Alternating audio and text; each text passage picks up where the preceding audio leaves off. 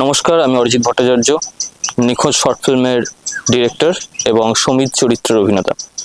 আমাদের সবাইকে প্রথমে যেটা একটা জিনিস বুঝতে হবে যে আমার চরিত্রের নাম সুমিত, সুমিত না। হয়তো সেটা অনেকের কাছে একটু বোঝা অসুবিধা হয়ে উঠছে। চরিত্রের নামকরণগুলোর প্রয়োজনীয়তা এই জন্য, কারণ সমিত কথার অর্থ হচ্ছে যজ্ঞের কাঠ, নিরঞ্জন মানে জল, এবং তিস্তা অবশ্যই একটি নদীর নাম। নিখোঁজের মূল যে গল্প অ্যান্টন চেকভের দ্য বেট, সেখানে আমার মনে হয়েছে মূল গল্পে কিছু লুপহোলস ছিল, সেগুলোকে অ্যাড্রেস করাটা প্রয়োজন ছিল অ্যাডাপ্টেশনের সময়। যার একটা অন্যতম জায়গা ছিল যে মূল গল্পে 15 বছরের জন্য এই বেটটা করা হয়।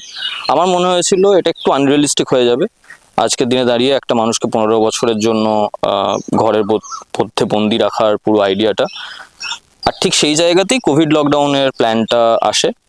এভাবে আমরা পুরো বিষয়ের অ্যাডাপ্টেশনটা করি যে সমিধের সঙ্গে নিরঞ্জনের বেটের পর নিরঞ্জন 1 বছরের একটা সময়ের জন্য সেখানে থাকবে, যেখানে প্রতি সপ্তাহে 10,000 টাকার হিসাবে প্রায় 5 লাখ টাকার ধারে পাশে একটা বেট এখানে আমরা ইনপুট করেছি।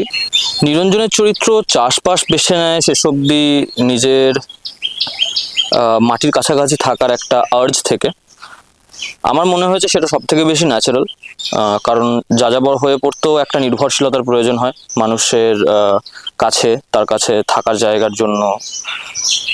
তো এই সমস্ত কিছু মিলিয়ে একটা বেসিক নিড মানুষের জীবনের, অন্ন বস্ত্র বাসস্থান, সেটা ডেফিনেটলি চাষবাসের মাধ্যমে করা সম্ভব।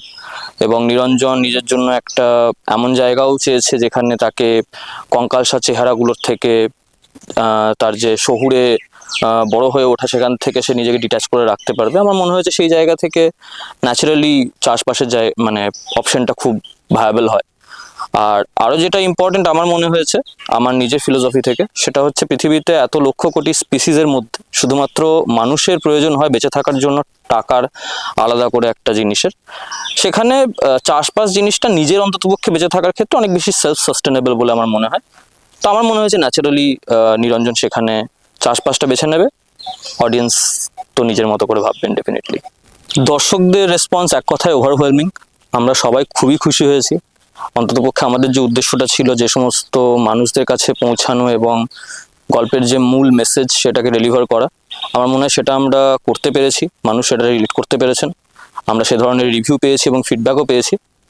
ডেফিনেটলি কিছু ক্ষেত্রে আমরা সত্যিই মানবো যে আমাদের অ্যাক্টিং আরও কিছুটা ইমপ্রুভ করার জায়গা রয়েছে। এডিটিং, স্পেশালি অডিওর জায়গাটা খুব লেন্দি প্রসেস ছিল, অনেক আপ ডাউনসের মধ্যে দিয়ে গেছে। ইটস নট অ্যান অ্যালিবাই, কিন্তু তবুও ডেফিনেটলি আমরা চেষ্টা করবো নেক্সট প্রজেক্টে জিনিসটাকে আরও স্মুথ রাখার। তবে এক কথায় আমি বলতে পারি, প্রচুর মানুষ সময় নিয়ে একটা আজকের দিনে দাঁড়িয়ে 0.5 ঘন্টার শর্ট ফিল্ম, যেটা সত্যি করে বলতে গেলে হয়তো অনেকটাই অ্যামেচার হাতে আমাদের দ্বারা তৈরি, সেটাকে মানুষ রিপিটে দেখেছেন, সময় নিয়ে ফিডব্যাক দিয়েছেন, রিভিউ দিয়েছেন, আমাদের সঙ্গে সরাসরি কথা বলেছেন।